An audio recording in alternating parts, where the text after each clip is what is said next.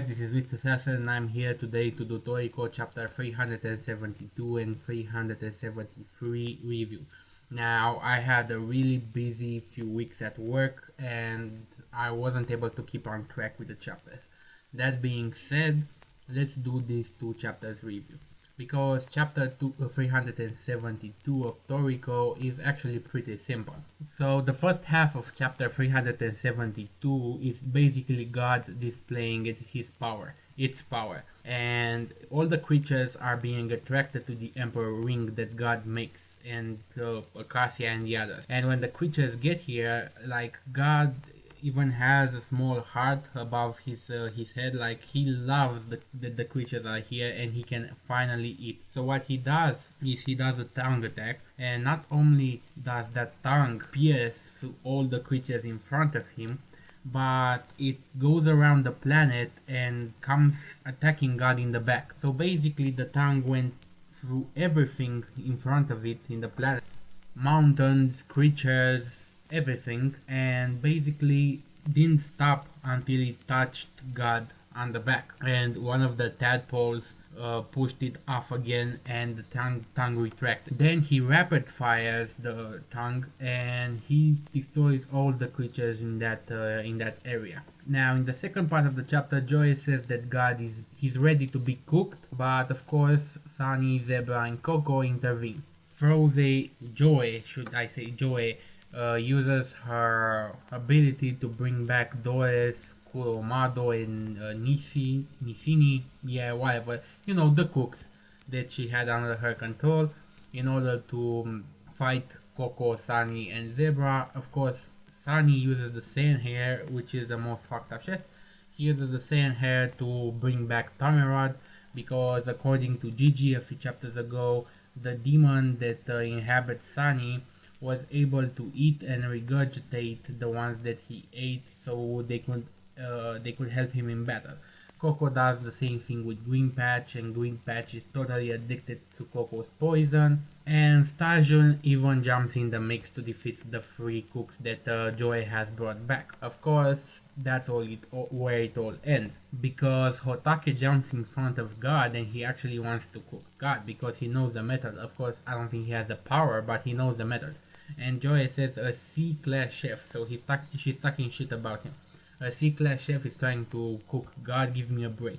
Then she tries to escape from Sunny's hair. She does a 100 million flame greeter, whatever, and she actually manages to cut through Sunny's Satan hair, but Coco actually manages to get her with a mold spear. The mold spear actually pierces her. Then Zebra does a voice cutter attack and she deflects the voice cutter attack, but she looks at the wound like a mold attack, like she knows she has been hit, but she wasn't expecting that kind of speed.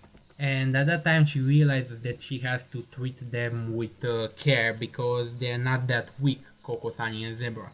And she turns around and tells Acacia, well, I'm going to handle them, you handle God, Acacia. But when she turns around, Acacia is on the ground and Toriko is above Acacia. And when I first saw that panel, I was like, whoa, what the hell happened?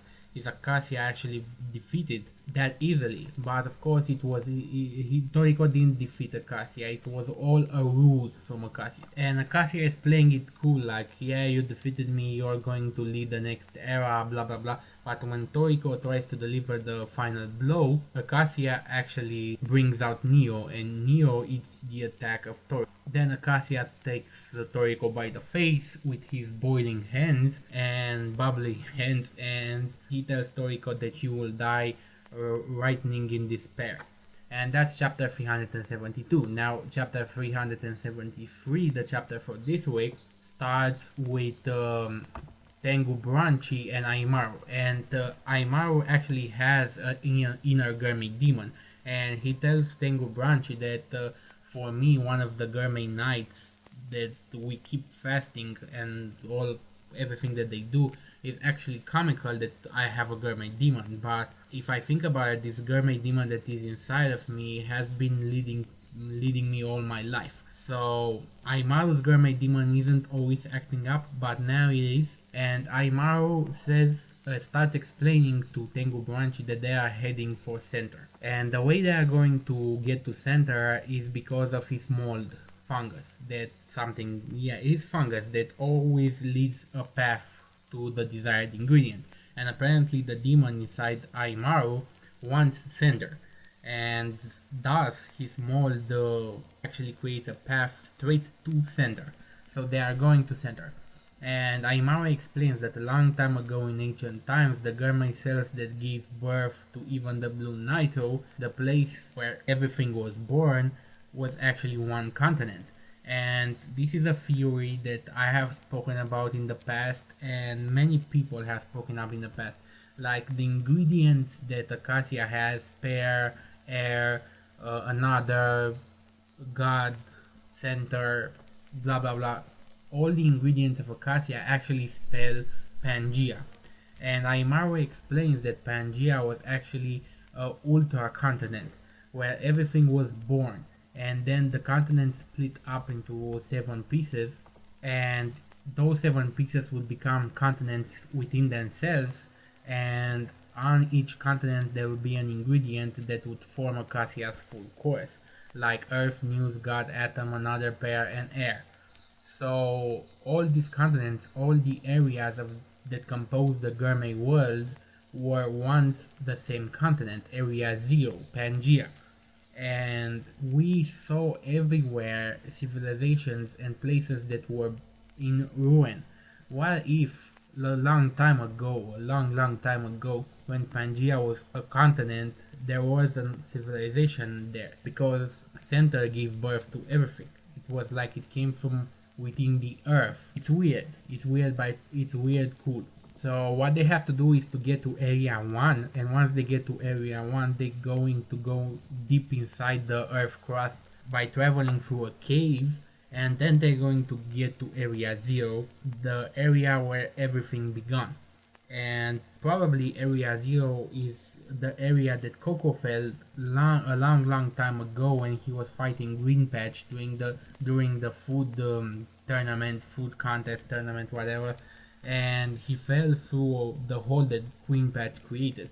And when he was approaching the center of the earth, he felt a cave full of every ingredient. And probably that's what area 0 is, but you have to travel to area 1 and go down from there. You can't just go from any place on the planet. Anyway, in their travels, Tengu Branchi and Aimaru meet Deberus, the Dragon King.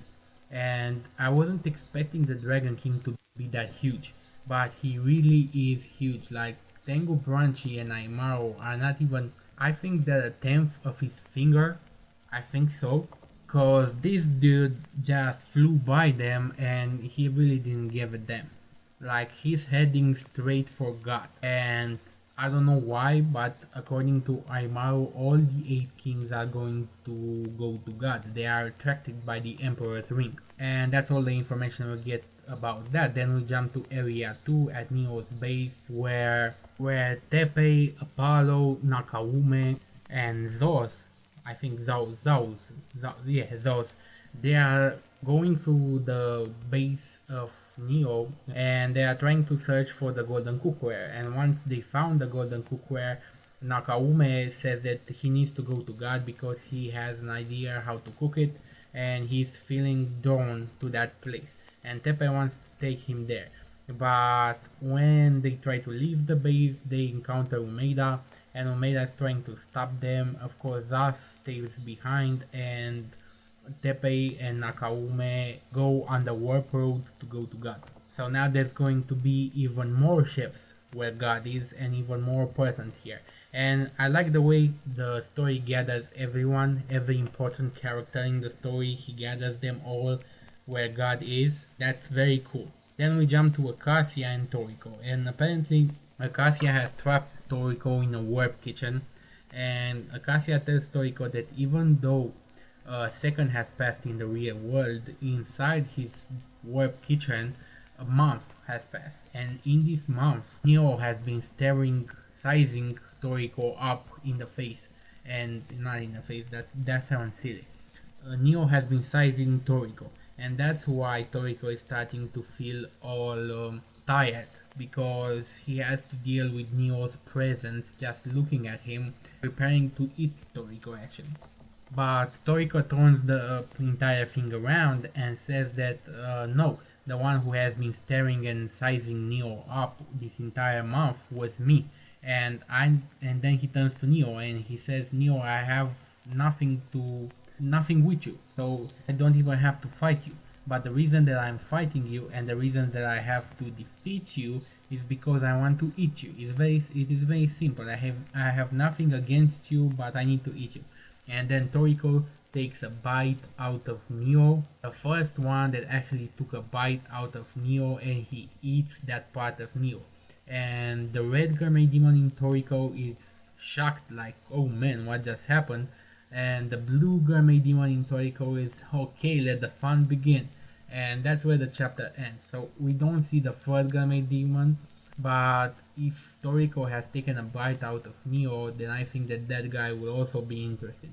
So I'm waiting for the next chapter. Until then, rate, comment, subscribe, and I'll see you guys next time. Have a nice day. Any rational society would either kill me or put me to some use.